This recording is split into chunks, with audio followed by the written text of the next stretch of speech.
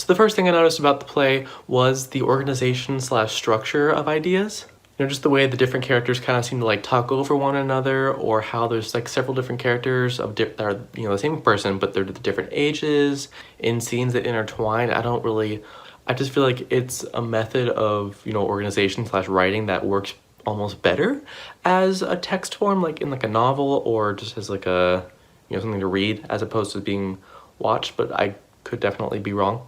Now, two values that I noticed in the play. The first was mortality.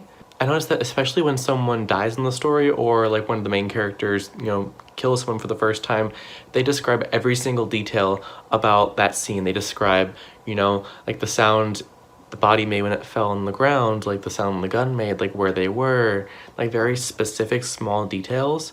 You know, I thought this really stressed how life is finite or limited, and that war kind of hastens the pace of death, and that's kind of just how war works. And it really just kind of creates this sense of the clock is ticking, you know, we're all mortal, we're all gonna die at one point, so I don't know, something to think about. And the other value I found was empathy. Now, the youngest son on the story enlisted into the war mostly for his father. He even says that, you know, I didn't tell him, I just kind of went when I was 17 and enlisted, and he, doing that, gets kind of an experience of exactly what his father and his grandfather experienced in the war, because 3 generations of soldiers, and they share such a similar experience, and they have that in common.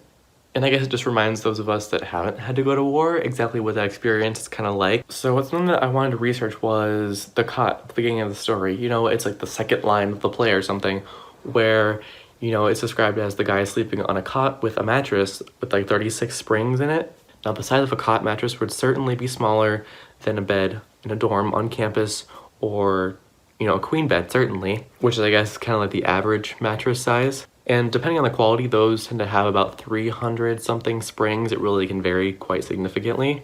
And with having a mattress that's 36 springs, like supporting your whole body, like I feel like that would be just so uncomfortable. Like, these living conditions these soldiers are in are not comfortable or luxurious by any means.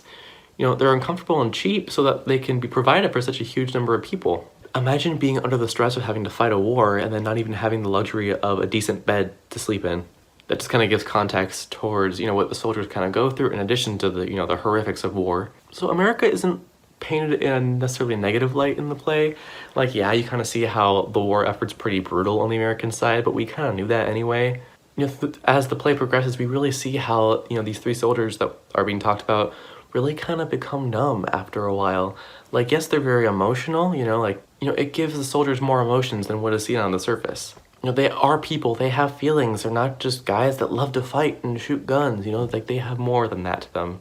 So a fugue, I think I'm saying that right. Now, a fugue is a composition in which a short melody or phrase is introduced by one part and successively taken up by others and developed by the interweaving parts.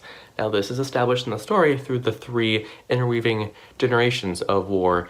You know, these 3 characters kind of talk over one another in the dialogue because their experiences, you know, intertwine quite a bit because they're very similar. Like, when I was reading the play, I felt that these stories were really hard to tell apart because they were so similar. No matter the time period, war is still just as horrific. And 2 of the questions about the play. Did you notice any factors that distinguish the 3 soldiers from one another? If so, what were they?